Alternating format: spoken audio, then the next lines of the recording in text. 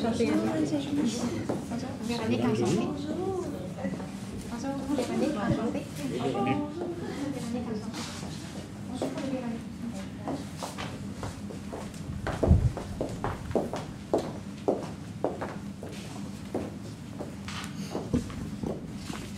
Quelle est alors la différence pour les institutions?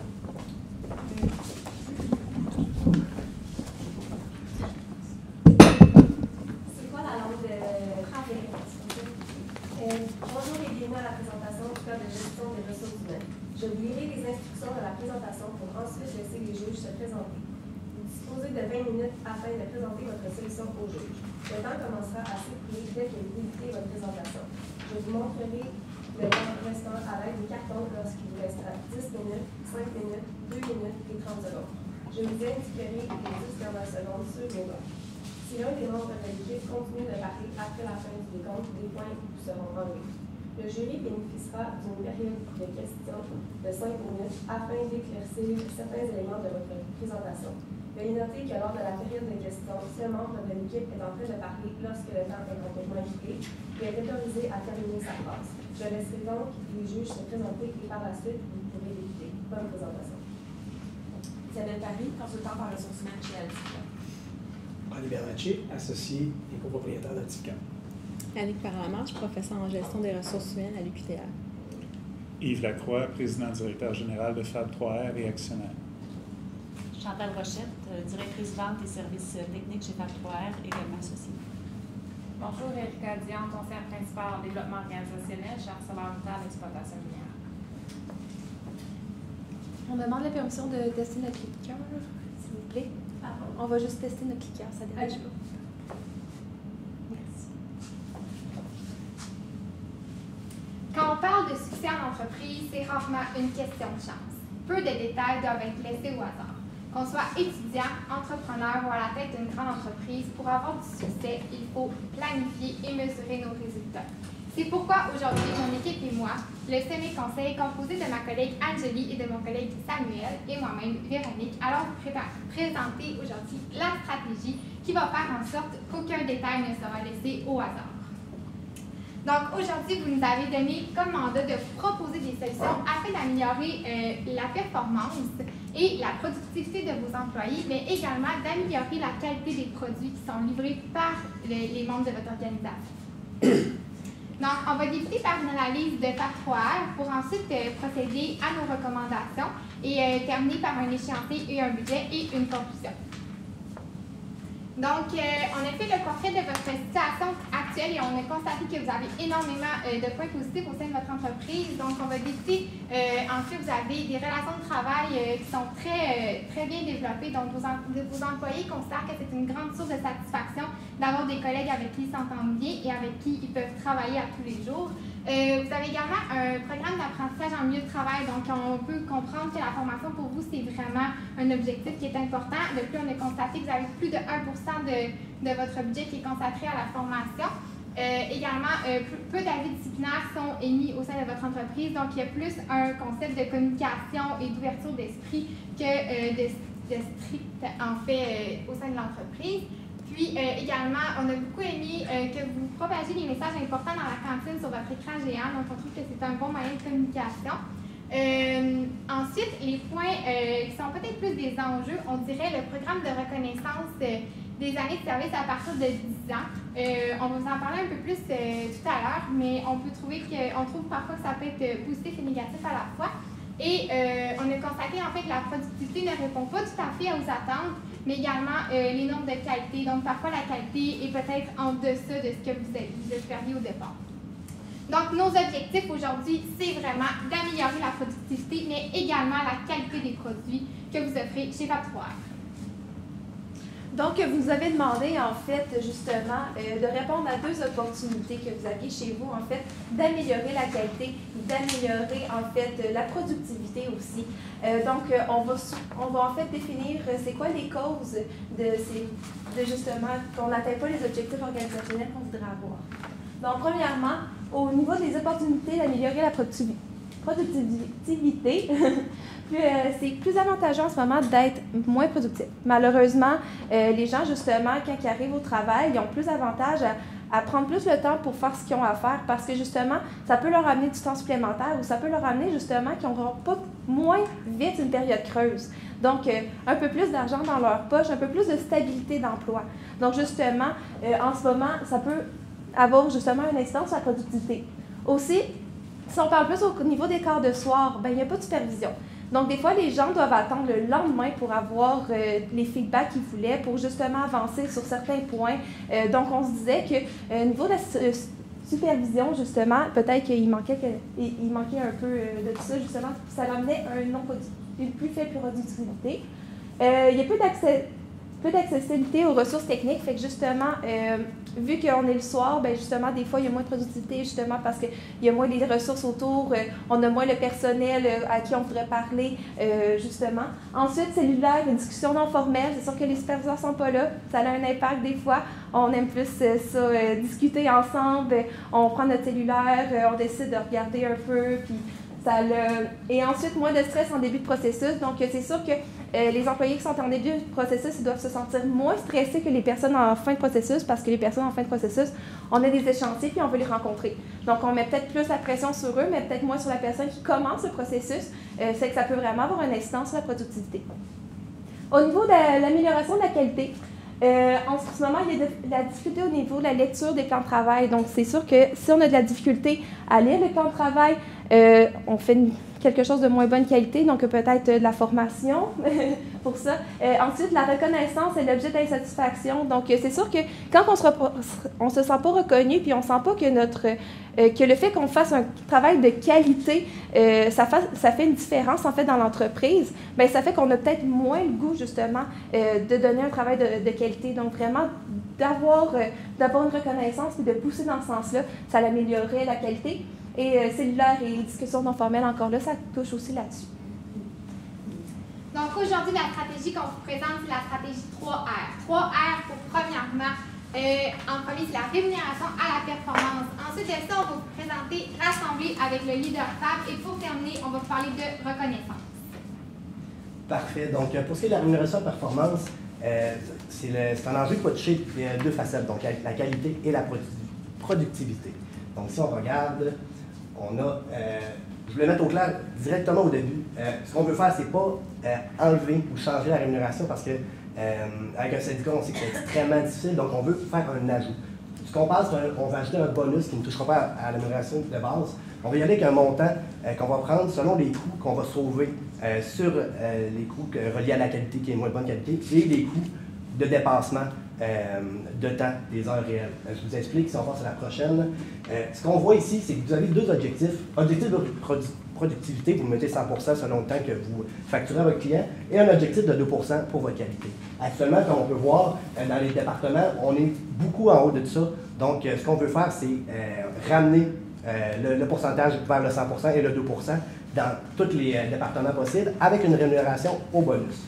Donc, pour ce qui est de la prochaine, ici, ce qu'on vous propose, on a fait une hypothèse que l'indice de qualité et l'indice de productivité vaut 50% de la pondération du bonus.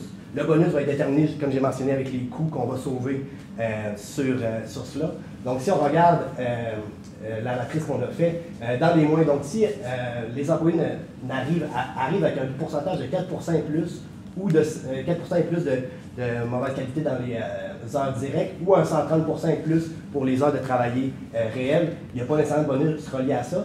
Mais si on arrive à la fin de la matrice, un 2% ou moins d'heures directes et un 100% d'heures de temps réel, on parle d'un 100% du bonus.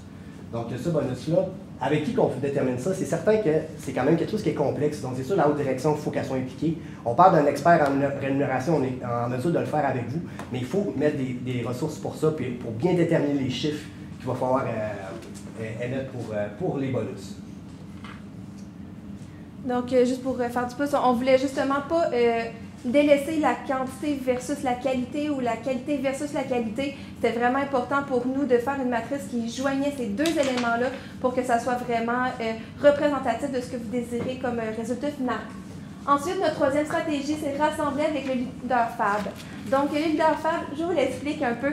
C'est quelqu'un, en fait, qui va être là dans l'équipe et qui va être là le soir, en fait, et à la place d'un superviseur. Donc, ça va être quelqu'un, une personne ressource, une personne sur qui on va y poser des questions, on va demander des conseils. C'est la personne qui va savoir les technicalités, des fois, qu'on n'a pas pendant le soir. C'est une personne aussi qui peut arriver un petit peu plus tôt dans son corps de travail pour faire le pont avec le superviseur de ce qui s'est passé pendant la journée. Donc, cette personne-là, justement, va pouvoir créer un meeting juste avant le début du corps de travail pour vraiment créer aussi un esprit de mobilisation, puis pour justement qu'on regarde qu'est-ce qu'on peut faire ce soir, puis comment je pourrais vous aider, vous, à atteindre vos objectifs. Donc, cette personne-là aussi, permettre un soutien au comité de formation parce qu'elle va justement voir le soir c'est quoi les besoins que les employés ont au niveau de la formation, c'est quoi qu'on aurait besoin de mettre de l'avant dans les prochaines années.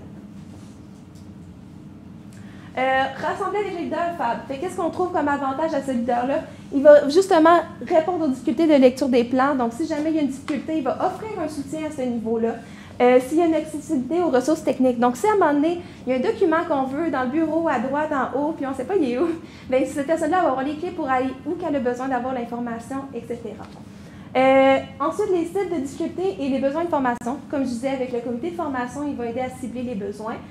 Il va créer la mobilisation. Donc, justement, quelqu'un qui est juste là autour, qui te cheer un peu, qui t'aide qui fait une rencontre justement au début de la formation, au début du corps de travail, pour dire, bon, c'est ça nos objectifs, on se rend là. Ça crée la mobilisation, puis ça a vraiment un impact aussi sur la qualité et la quantité au niveau de vos indicateurs de performance que vous vouliez améliorer.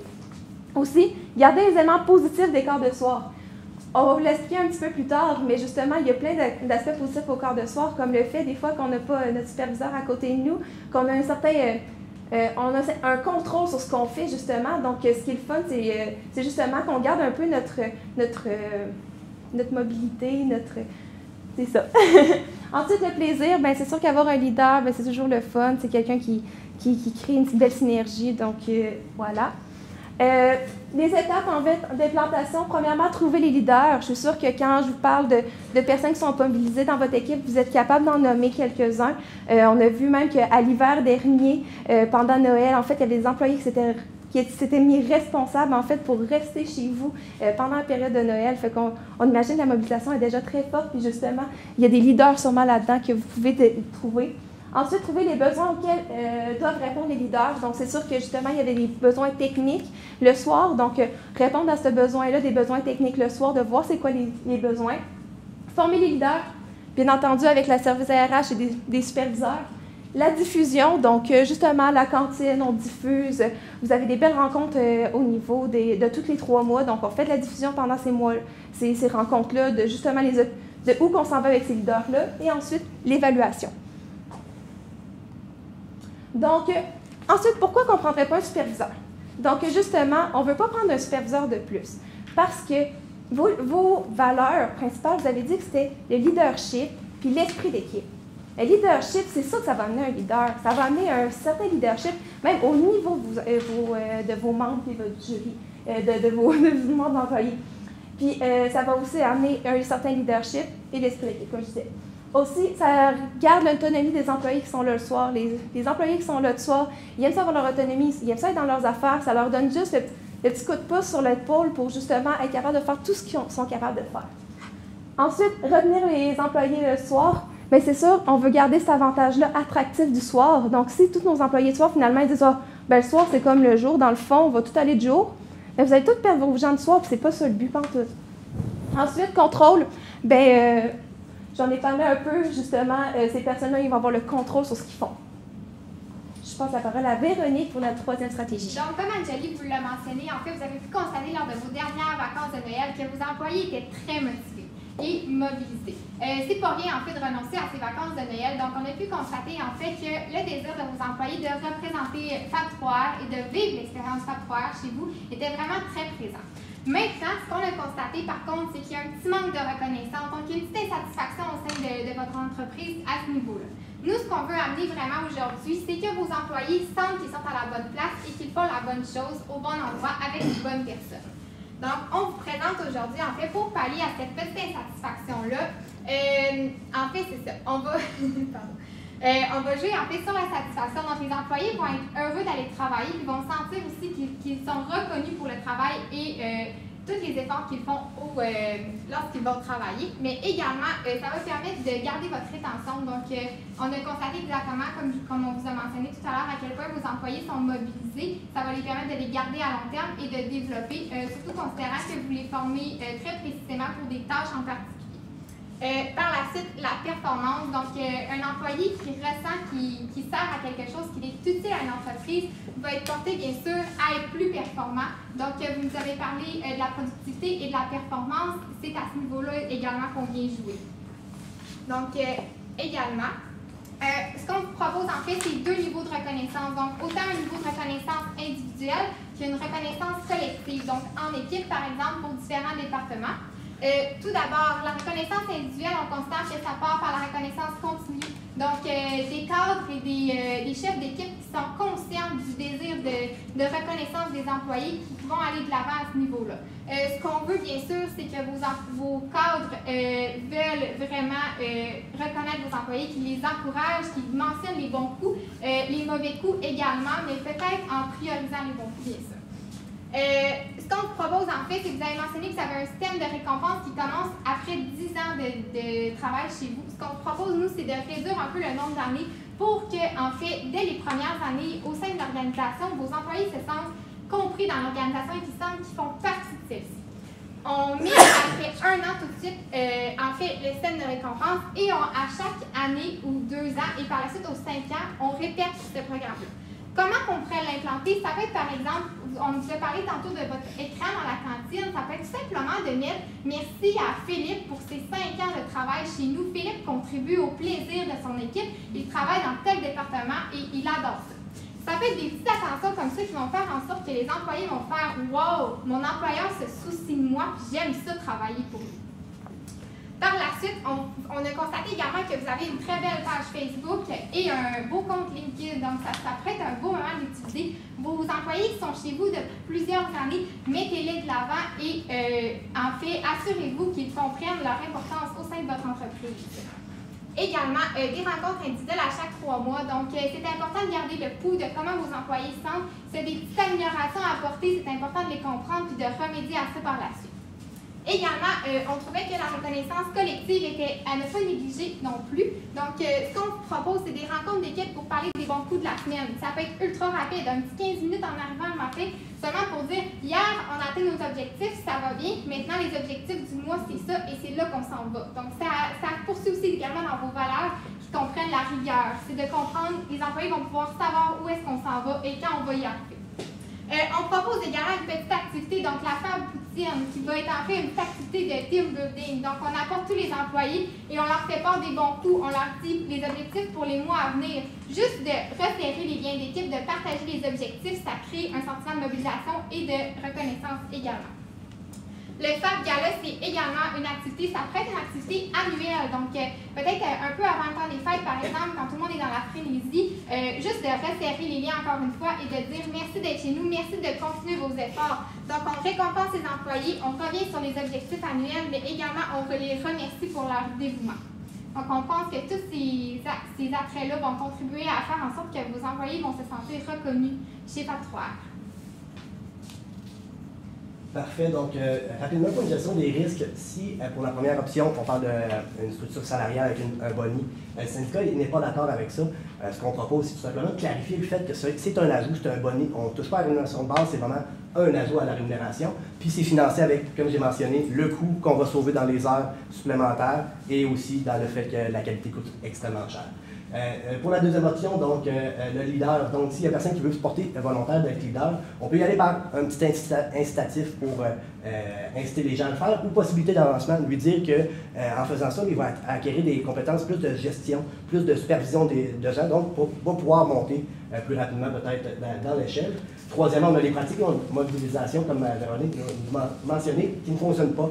Donc, c'est tout simplement de sonder les gens et savoir réellement qu'est-ce que vous voulez comme pratique pour qu'on se mobilise tous ensemble.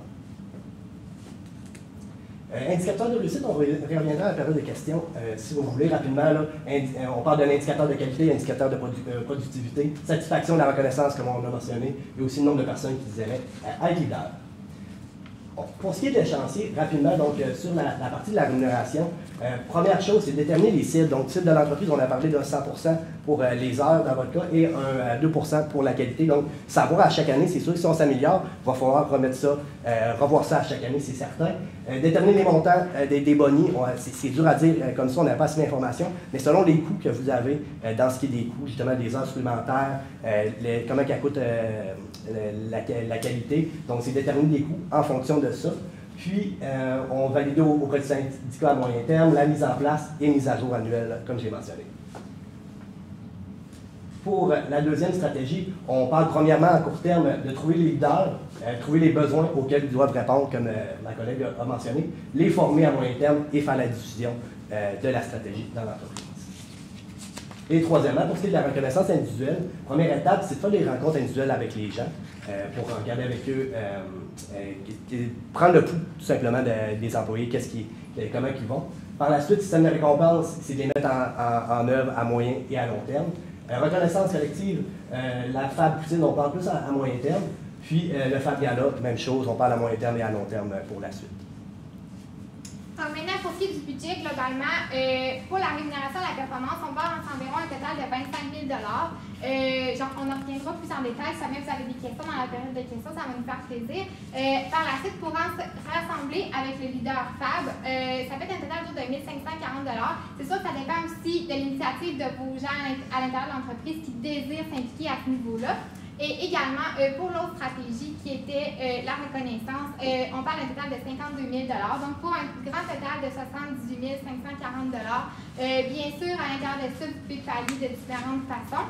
Donc, pour terminer, nous, aujourd'hui, on vous a présenté la stratégie 3R pour rémunération à la performance, rassemblée avec le leader FAB et pour terminer, la reconnaissance. Nous étions l'équipe Le Sommet Conseil. Nous vous remercions de votre écoute et nous sommes prêts à répondre à vos questions. Merci.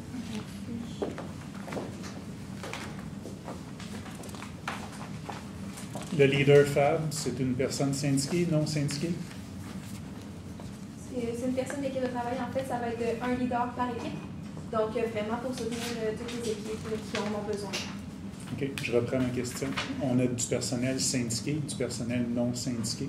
Ma question s'adressait à savoir le leader, parce qu'on parle de 5 personnes, parce qu'on parle de formation. Ces 5 personnes-là, est-ce qu'ils sont prises dans le personnel non syndiqué ou dans le personnel syndiqué? Je vous dirais que pour nous, ça a absolument l'importance qu'on veut, c'est quelqu'un qui représente votre entreprise, quelqu'un qui connaît les valeurs, quelqu'un qui va de l'avant et qui vit pour votre entreprise. Donc vraiment, qui ressent que c'est comme sa famille. Donc, qu'il soit syndiqué ou non syndiqué, l'important, c'est vraiment de miser sur son attitude, les désirs aussi à aller de l'avant, à mettre des choses en place, d'avoir une bonne influence sur son équipe de travail et d'être rassembleur. Donc, c'est vraiment les qualités qu'on priorise. Par la suite, si vous priorisez quelqu'un de syndiqué ou de non syndiqué, ça va être plus libre à vous, en fait, de décider quel avantage. Mais nous, les leaders, c'est plus pour le soir qu'on voulait les implanter. Donc, à voir si c'est plus avantageux pour vous d'aller vers quelqu'un de syndiqué ou de non syndiqué.